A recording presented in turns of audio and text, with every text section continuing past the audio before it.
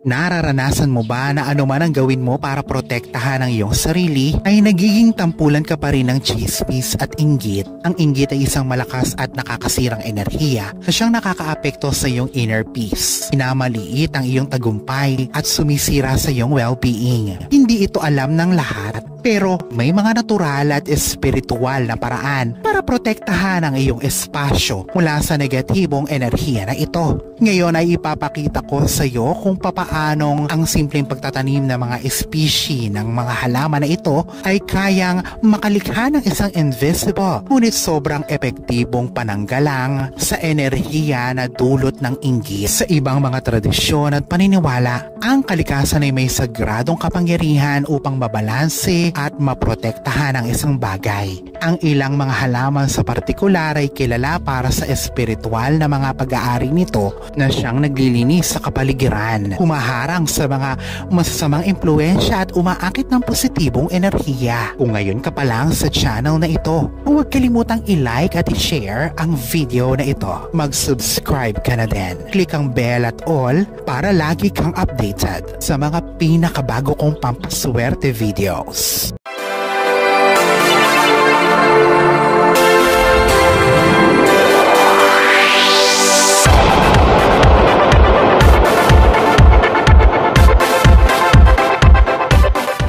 Simula pa noong sinaunang panahon, ang mga ito ay pinaniniwalaan na may kakayahang baguhin ang kapaligiran, linisin ang hangin at higit sa lahat, ito ay proteksyon sa mga negatibong enerhiya, lalong-lalo na ang inggit. Sa Budismo, ang mga halaman ay tinitingnan bilang mga buhay na organismo na may taglay na vital energy na may kakayahang magbigay ng positibong impluensya sa isang espasyo. Ang ganitong perspektibo ay umaabot pa sa maraming uri ng kultura kung saan ang ibang mga species ng halaman ay hindi lamang pampaganda, ngunit ito rin ay may abilidad na makalikha ng isang invisible na harang laban sa mga negative forces. Ang inggit ay kadalasang lumilitaw ng patago mula sa mga taong malalapit sa atin at mga kakilala natin at pati na din sa mga hindi natin kakilala. Sinasabing sinisira nito ang tagumpay, kaligayahan at pati na ang ating kalusugan. Sinasabing ang mga Buddhist masters ay nakagawa ng mga method para ma-neutralize ang enerhiyang ito sa pamamagitan ng kapangyarihan ng mga halaman. Ano-ano kaya ang mga ito? Una, aloe vera. Kilala sa marami ang aloe vera para sa healing properties nito. Ito ay para sa energy protection. Sa Budismo, ang aloe vera ay umaakit ng positibong enerhiya at naglilinis ng negatibong enerhiya. Hindi lamang nito hinihigop ang inggit mula sa iyo. Ito rin ay naglalabas ng healing vibration na mamumutawi sa buong kapaligiran na siyang ginagawang sanktuaryo ang loob ng iyong tahanan. Kung ang aloe vera ay nalanta, ibig sabihin ay nagawa na nito ang kanyang gampanin para maprotektahan ka sa inggit na siyang negatibong enerhiya. Ipwesto ito sa harap ng bahay o malapit sa main door. Ito ay magsisilbing isang buhay na anting-anting para protektahan ka sa anumang ill wishes at intentions na dulot ng inggit. Pangalawa, basil. Madalas na ginagamit ito sa pagluluto. Ito ay may espiritual na pag-aari din na ginagawa itong isang esensyal na halaman para sa proteksyon sa negatibong enerhiya dulot ng inggit. Ito ay revert na halaman para sa abilidad nitong kontrahin ng evil spirits at mga negatibong enerhiya.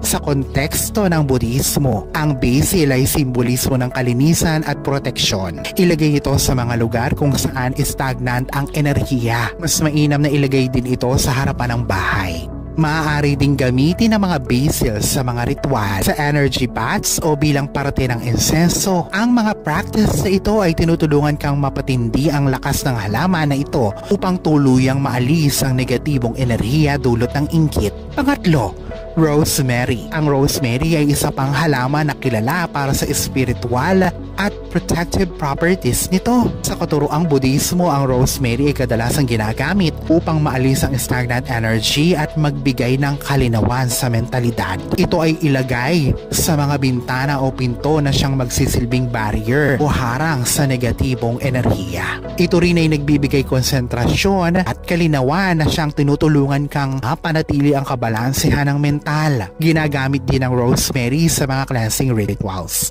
gaya ng smudging. Pang-apat, ang lavender. Ito ay hindi lang hinihigop ang negatibong enerhiya mula sa inggit, kundi ibinabalik din ito ang negatibong enerhiya sa nagdadala nito sa iyo. Hindi lamang nag-neutralize ng negatibong enerhiya at nagproprotekta, kundi ibinabalik din ito ang masamang enerhiya papunta sa nagpapadala nito mismo sa iyo. Ito rin ay ginagamit sa meditation at relaxation practices na siyang nakakatulong magpakalma sa isip at linisin ang espiritu. Ilagay ito sa harapan ng bahay at sa main door.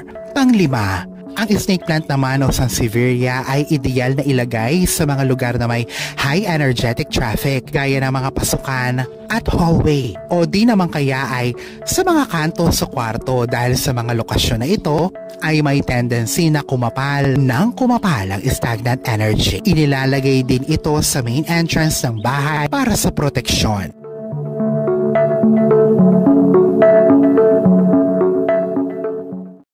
Alalahanin na sa poong may kapal pa din, nagmumula ang lahat ng pagpapala, ang kasipagan at ang kabutihan sa ating kapwa, kasabay ng buo mong pananalig sa may kapal. Ang siya pa rin na dapat ay manaig. Ang mga ito ay mga gabay lamang. This is Fidel Rosario. Thank you for watching.